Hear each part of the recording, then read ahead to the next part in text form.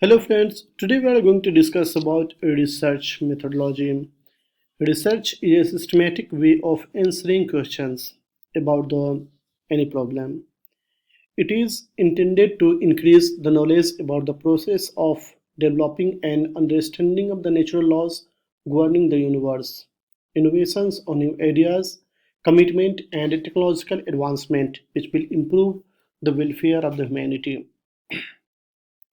Everybody takes part in some type of research. As individuals communicate with the world, they characterize explicit issues, gather data, examine information, and settle on choices based on the information they obtained. This procedure can happen casually, now or again, or consciously. It is normally not logical, it will general by mistake inclined. Thus, the idea of learning by experimentation. Scientifically organized research has clearly defined characteristics that must be deliberately delivered and unbiased purpose. Non-scientific examination is inclined to an assortment of the distorting factors. So here it will involves ego involvement should be not there, overgeneralization should be not there, logical reasoning should be there. So these are some of the factors that we have to keep in mind while doing the research. So scientifically oriented research is based on rules or logic, established methodological techniques, and statistical theories. Hence, it comprises a process through which new knowledge is discovered. So it should be often theory based, it should be objectively maximized, data should be collected and should be verified, data analysis and synthesis should be done, emphasis on the regularity or phenomenal study should be done. It should be emphasis of the should be on engagement with the society, how the research is productive to the society. This should be kept in mind while doing the research. So scientific research methods, some of the characteristics of scientific research are it is often theory based because some theory is either tested or developed. It has minimal ego involvement because the researcher is often humble and willingly to admit any wrong or mistakes. The objective is maximized. Established rules of the data collection are strictly followed while doing the research. Standard rules for data analysis are applied. Conclusions are based on the data, not on the preconception or biased or beliefs or any biasness. It emphasizes uncovering regularities or pattern of social and behavioral phenomena. It emphasizes the study of the aggregate rather than individual cases. It welcomes the idea of replication. That is, for a study to be replicated by the other researchers, there should be proper research methods should be given in the research paper. Thus, the general objective of research is to discover new facts and to contribute to the general body of the knowledge. And the research need to address issues and provide a process for solving the problem. It is important to emphasize the research does not only need to provide findings that advance knowledges and understanding, it need to address issues and provide procedures for solving problems. A distinct focus of the research should be the way in which researchers draw on knowledge. The fact that people are busy, thus they are unlikely to permit research access unless they can see personal or commercial advantage.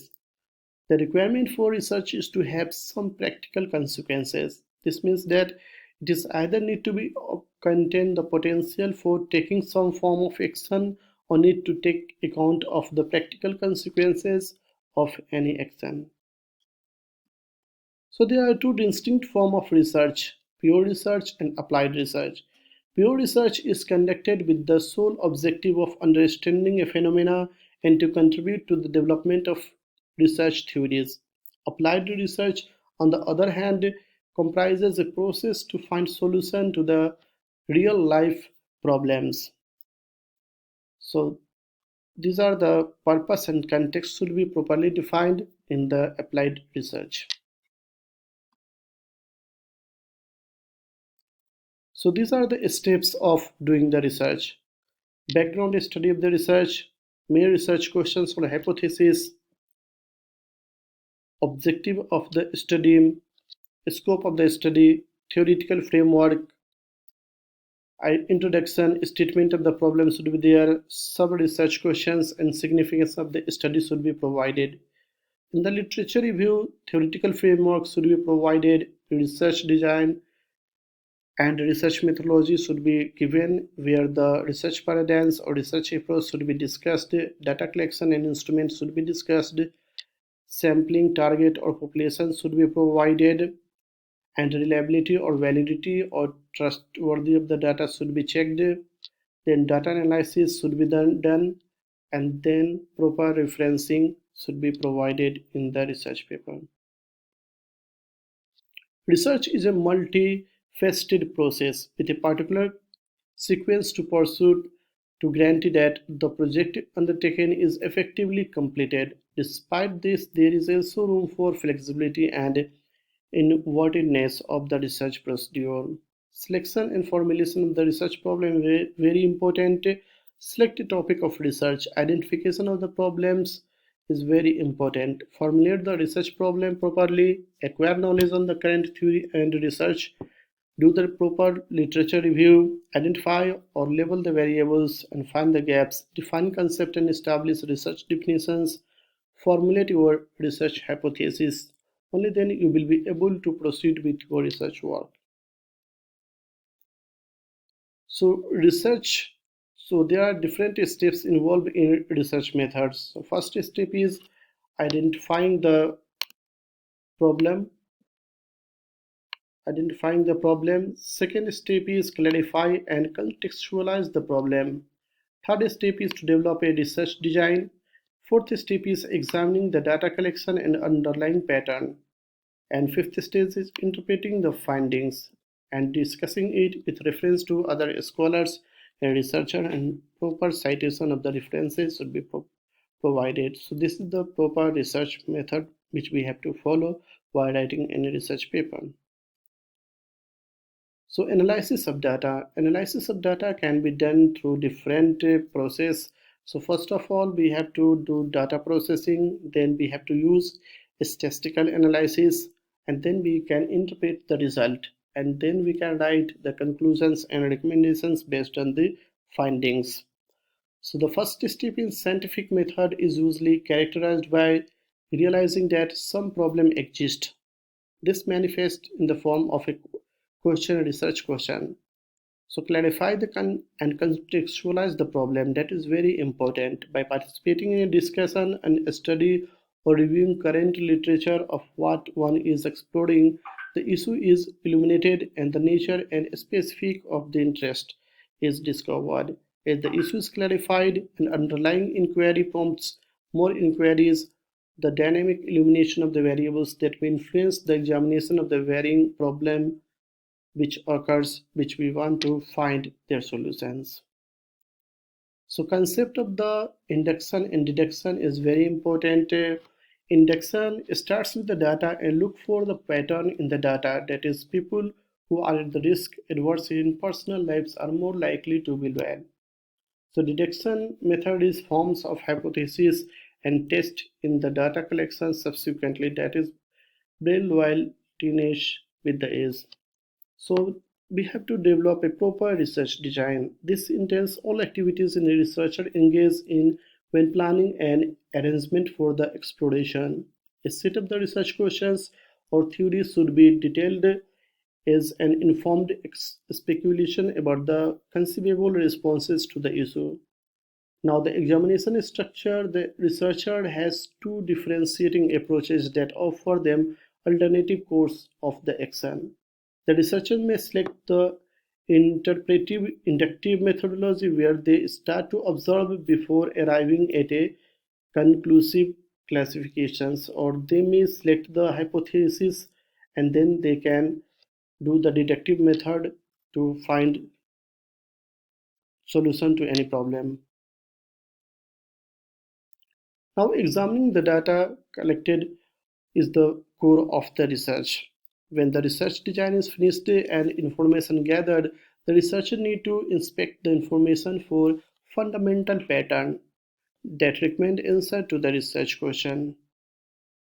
Simultaneously, the researcher need to perceive how the discoveries of the examination of the hypothesis is properly done. Interpreting the finding is very important. The progressive include the understanding of the discoveries and generalization of the conclusion to the bigger problem. One of the objectives in the phase of examination is to contribute changes or expand the existing exploration and hypothesis in the field. So in the world there are two form of the paradigms: positivist paradigms and phenomenal paradigm. The world is external and objective, while in the phenomenal, the world is socially constructed or subjective.